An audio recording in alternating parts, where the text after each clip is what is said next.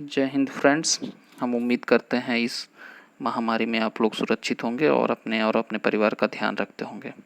तो हम क्वेश्चन के श्रृंखला में एक और भाग जोड़ने के लिए आए हैं आप लोग के साथ, जो कि मूल अधिकार से संबंधित है। चलते हैं मूल अधिकार से संबंधित क्वेश्चन को देखते हैं, जो कि मोस्ट इम्पॉर्टेंट श्रृंखला है और ये मोस्ट इम्पॉर्टेंट वीडियो है। इसमें से आपको हर एक एग्ज़ाम में 2-4 क्वेश्चन देखने को मिलेंगे। और नेक्स्ट क्वेश्चन की तरफ मूव करते हैं। क्वेश्चन नंबर 1, भारतीय संविधान में मूल अधिकार किस संविधान से लिया गया? ये क्वेश्चन बहुत ही इजी है और बहुत ही इम्पोर्टेंट है कि भारतीय संविधान में मूल अधिकार किस संविधान से लिए गए हैं। तो भारतीय संविधान में मूल अधिकार अमेरिका से लिए गए हैं। क्वेश्चन नंबर 2 की तरफ चलते हैं। प्रारंभ में कितने मौलिक अधिकार थे? जब हमारा संविधान का निर्माण हुआ था तो उस समय प्रारंभ में कितने मौलिक अधिकार थे? तो प्रारंभ में मौलिक अधिकारों की संख्या 7 थी, जो इस समय घट के 6 हो गई है। 44वें संविधान संशोधन 1979 द्वारा संपत्ति के अधिकार को हटा के कानूनी अधिकार में ला दिया गया है और वर्तमान समय में हमारे यहाँ 6 मूल अधिकार हैं। लेकिन ये जो क्वेश्चन है ये आपसे बात कर रहा है कि प्रारंभ में, मतलब जब हमारा संविधान बना था तो उस समय ऑप्शन ए सही हो जाएगा, 7 मूल अधिकार थे। अगले क्वेश्चन की तरफ चलते हैं। क्वेश्चन नंबर 3, संविधान के किस अनुच्छेद के अंतर्गत कोई भी व्यक्ति मूलभूत अधिकार के हनन का मामला सीधे उच्चतम न्यायालय में उठा सकता है? ये क्वेश्चन बहुत ही इंपॉर्टेंट है कि हम अपने मूल अधिकार के हनन के मामले को सीधे उच्चतम न्यायालय में, सुप्रीम कोर्ट में उठा सकते हैं। तो यहाँ पे आप लोग देखिएगा, ऑप्शन नंबर ए सही हो जाएगा।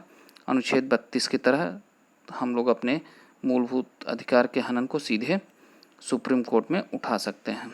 क्वेश्चन नंबर 4, एक रिट जिसके द्वारा जारी की जा सकती है। हमारे संविधान में रिट जारी करने का प्रावधान है, तो रिट किसके द्वारा जारी की जा सकती है? उच्च न्यायालय द्वारा। रिट जारी करने का काम प्रशासनिक अधिकारी नहीं कर सकता है, उप न्यायालय नहीं कर सकता है, जिला न्यायालय नहीं कर सकता है। ऑप्शन सी यहाँ पे सही है, उच्च न्यायालय ही रिट जारी करने का अधिकार रखता है। जो सेंट्रल में से सेंट्रल या फिर सुप्रीम कोर्ट कह सकते हैं, सुप्रीम कोर्ट अनुच्छेद 32 के तहत, और राज्य के हाई कोर्ट अनुच्छेद 226 के तहत रिट जारी कर सकते हैं। तो यहाँ पे ऑप्शन सी सही है। नेक्स्ट क्वेश्चन की तरफ चलते हैं। क्वेश्चन नंबर 5, अगर कोई कर्मचारी अपने अधिकार क्षेत्र से बाहर जाकर कार्य करता है तो उसके लिए, जो सरकार ने किसी अधिकारी को कार्य दे रखे हैं और कोई अधिकारी अपने अधिकार क्षेत्र से बाहर जाकर कार्य करता है और ये बात हमारे न्यायालय को पता चलती है, तो न्यायालय उसके लिए अधिकार परीक्षा रिट जारी करता है। ये भी अनुच्छेद 32 के तहत आता है। अगले क्वेश्चन की तरफ चलते हैं। क्वेश्चन नंबर 6, निम्नलिखित में से कौन सी रिट व्यक्ति की स्वतंत्रता से संबंधित है? व्यक्ति की स्वतंत्रता से संबंधित जो रिट है वो है अनुच्छेद बी, बंदी प्रत्यक्षीकरण। जब किसी भी व्यक्ति को अवैध तरीके से पुलिस गिरफ्तार कर लेती है तो उसके लिए कोर्ट द्वारा बंदी प्रत्यक्षीकरण रिट जारी की जाती है। क्वेश्चन नंबर 7 की तरफ हम लोग चलते हैं। निम्नलिखित में से कौन सा एक निजी स्वतंत्रता का अधिकार है? तो यहाँ पे भी बंदी प्रत्यक्षीकरण, जो कि निजी स्वतंत्रता का अधिकार है, इससे आप निजी स्वतंत्रता ले सकते हैं जब आपको पुलिस गिरफ्तार की हो उस समय। अगले क्वेश्चन की तरफ चलते हैं। क्वेश्चन नंबर 8, निम्नलिखित में से किस स्थिति में बंदी प्रत्यक्षीकरण रिट जारी की जा सकती है? ये क्वेश्चन बहुत ही इम्पोर्टेंट है। किस स्थिति में बंदी प्रत्यक्षीकरण रिट जारी की जा सकती है? स्थिति क्या होगी? जब सुप्रीम कोर्ट या हाई कोर्ट बंदी प्रत्यक्षीकरण रिट जारी करेगा, तो उस समय ऑप्शन सी आपका सही हो जाएगा, दोषपूर्ण पुलिस नज़रबंदी। जब किसी व्यक्ति को दोषपूर्ण तरीके से पुलिस बंद करती है या उसके साथ किसी भी तरह के उसे फिजिकल हरासमेंट करती है, मारती पीटती है, तो उसे सुप्रीम कोर्ट या हाई कोर्ट बंदी प्रत्यक्षीकरण रिट जारी करके अपने समक्ष बुलाता है बंद किए गए व्यक्ति को। तो यहाँ पे ऑप्शन सी सही हो जाएगा। क्वेश्चन नंबर 9, निम्नलिखित में से किस शब्द का अर्थ सह शरीर प्रस्तुत करो होता है? तो यहाँ पे बंदी प्रत्यक्षीकरण का अर्थ होता है सह शरीर प्रस्तुत करो, ऑप्शन सी।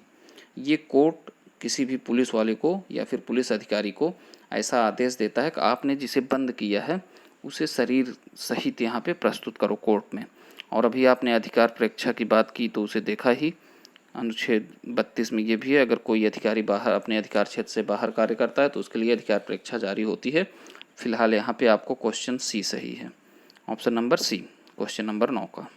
अगले क्वेश्चन की तरफ चलते हैं। क्वेश्चन नंबर 10, किसी व्यक्ति के अवैध गिरफ्तारी के मामले में न्यायालय द्वारा निम्नलिखित में से क्या जारी किया जा सकता है। अगर किसी व्यक्ति को पुलिस ने अवैध तरीके से गिरफ्तार कर रखा है, ऐसा ही मिलता जुलता क्वेश्चन पीछे भी रिपीट हुआ है। आप देख सकते हैं कि इस वीडियो से कितने क्वेश्चन रिपीट होते हैं, जिसका एक ही ऑप्शन लगातार सही होता जा रहा है, ऑप्शन नंबर सी बंदी प्रत्यक्षीकरण, जब पुलिस किसी को अवैध तरीके से गिरफ्तार करती है।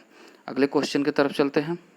क्वेश्चन नंबर 11, भारतीय संविधान में किस प्रकार के रिट की विशिष्ट व्यवस्था नहीं की गई है। तो यहाँ पे एक शब्द है निषेध, इससे संबंधित कोई भी रिट नहीं है। निषेध संबंधित कोई भी रिट भारतीय संविधान में वर्णित नहीं है। और सारे रिट किस में है, अनुच्छेद 32 की तरह है। रिट भी क्या है, मौलिक अधिकार है। क्वेश्चन नंबर 12 की तरफ चलते हैं। उच्चतम न्यायालय द्वारा कितने प्रकार की रिट जारी की जा सकती है। तो यहाँ पे ऑप्शन सी सही हो जाएगा। 5 तरह की रिट जारी की जा सकती है उच्चतम न्यायालय द्वारा। और यह तो आपके पीछे भी डिस्कस किया जा सकता है। सुप्रीम कोर्ट अनुच्छेद 32 के तहत, जबकि हाई कोर्ट 226 के तहत रिट जारी करता है। अगले क्वेश्चन की तरफ चलते हैं। क्वेश्चन नंबर 13, निम्नलिखित में से कौन सा विकल्प सही नहीं है। यहाँ पे आपको एक गलत जोड़े को ढूंढना है, कौन सा विकल्प सही नहीं है।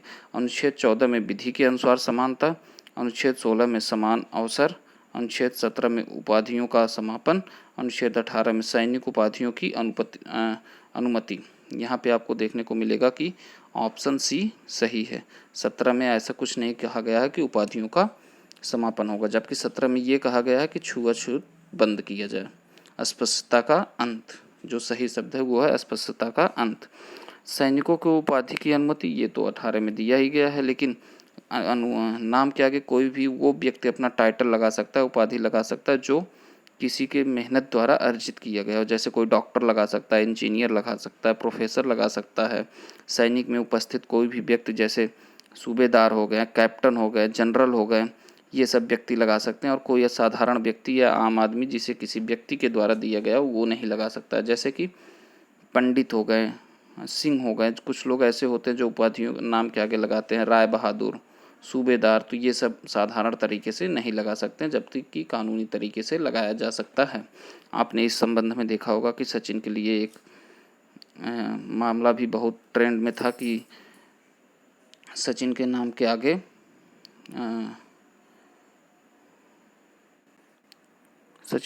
आगे भारत रत्न लगाया जाए, जबकि सुप्रीम कोर्ट ने इसे मना कर दिया। नेक्स्ट क्वेश्चन की तरफ चलते हैं। क्वेश्चन नंबर 14, भारतीय संविधान के अनुसार जीवन का अधिकार एक मौलिक अधिकार है। ये क्वेश्चन बहुत ही इंपॉर्टेंट है। भारतीय संविधान के अधिकार जो दिए गए हैं भारतीय संविधान के अनुसार अधिकार, उसमें जीवन का अधिकार एक मौलिक अधिकार है। अगले क्वेश्चन की तरफ चलते हैं। क्वेश्चन नंबर 15, जो कि आखिरी क्वेश्चन है, निम्नलिखित में से कौन सा एक मौलिक अधिकार नहीं है। तो यहाँ पे वर्तमान स्थिति को देखते हुए ऑप्शन सी सही हो जाएगा। संपत्ति का अधिकार इस समय एक मौलिक अधिकार नहीं है, बाकी सारे आपके मौलिक अधिकार हैं। यहाँ पे क्वेश्चन समाप्त हुए। आप वीडियो को शेयर करें, लाइक करें और कमेंट करें। इसके लिए धन्यवाद, जैसा आप लोगों ने पिछले वीडियो में किया। धन्यवाद।